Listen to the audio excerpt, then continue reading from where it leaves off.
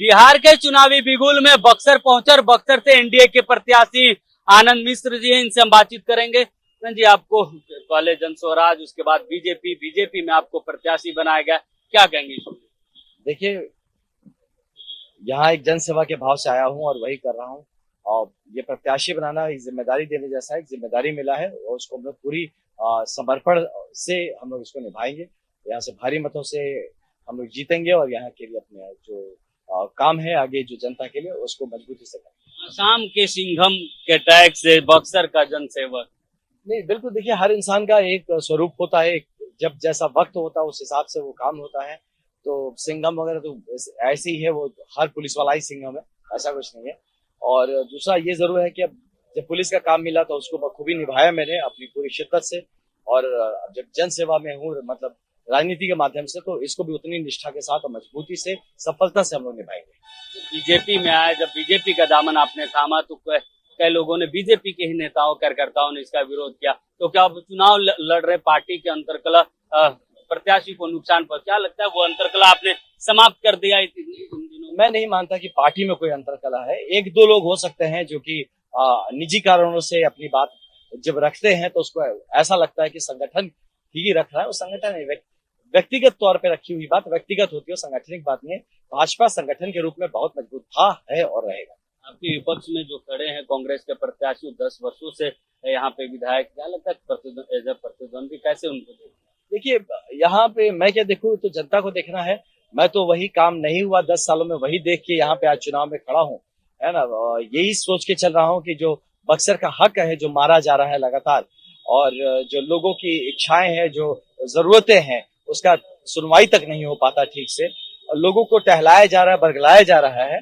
तो इसके ही समाधान स्वरूप मैं यहाँ पे बक्सर में अब की बार प्रतिनिधित्व करना चाहता हूँ। और मुझे पूरा यकीन है कि हम लोग भाजपा या एनडीए सांगठनिक तौर पे और डिसिप्लिन पार्टी है और अपने कार्यकर्ताओं को डिसिप्लिन रखती है।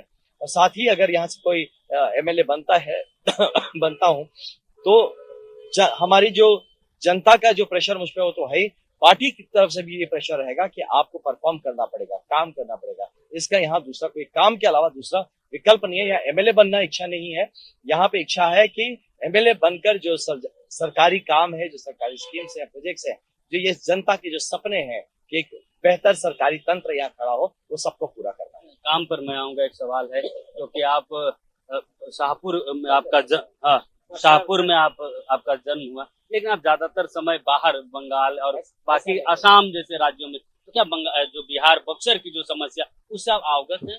मेरे भाई साहब, मेरा गांव जो है, ऐसे तो हम कन्नौज के रहने वाले, कानिको की ब्राह्मण है। अब जोड़िए, फिर वहां से हम लोग पहुंचे गोरखपुर, है ना, फिर शाहपुर, जिगना, है ना, तो यहीं पे इटाड़ी में बक्सर, ठीक है। तो इस तरह से परिवार घूमा है। तो आप ऑल इंडिया सर्विस का है, इस बात का कदर करिए, है ना। आईपीएस अफसर रहा हूँ, असम में काम किया हूँ। क्या मैं असम की बात समझ सका हूँ? क्या मैं असम में काम करूँ? असम से दूर दूर तक मेरे साथ जन्म में कोई रिश्ता नहीं था। मेघालय के जंगलों में काम किया, मैं क्या कर सकता?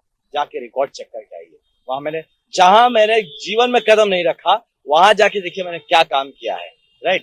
तो एक पढ़े लिखे आदमी को, एक शिक्षित और ट्रेंड आदमी के लिए आप मुझे केरला भेज दीजिए, आगे भाषा भी नहीं पता, मैं वहां भी मजबूती से आपको काम करके दिखा दूंगा। बक्सर तो मेरा घर है, बचपन से यही गुजरे बॉस। ये जो गोल गोल घुमा रहे ना, आप यहाँ के हैं, वहां के हैं, ऐसा है, ये सब जो कहानीकार बना के कहानी मीडिया के माध्यम से पब्लिक पे ठेल रही है ना। पब्लिक इस बात को समझती है, उसको काम से मतलब है। गोल गोल कहानी बना के तो लोग अपना राजनीति चमकाना चाह रहे हैं, जबकि मुद्दा जो है उस पर बात नहीं हो रही है। सॉरी, हम मुद्दों पे काम करेंगे। बक्सर की जनता क्या है कि विधायक के साथ है, क्योंकि एक बड़ी जिम्मेवारी के बाद बीजेपी ने कही, जब आप पार्टी ज्वाइन कर रहे थे तो उन्होंने कहा था कि सिर्फ विधायक के तौर पर नहीं, सिर्फ बक्सर के लिए पूरे प्रदेश की जिम्मेवारी इनको मिलेगी। वो जिम्मेवारी क्या होगी? सरकार बनने के बाद मंत्री की होगी? नहीं, ये बक्सर की जनता किस रूप में? इतना दूर का मत सोचिए।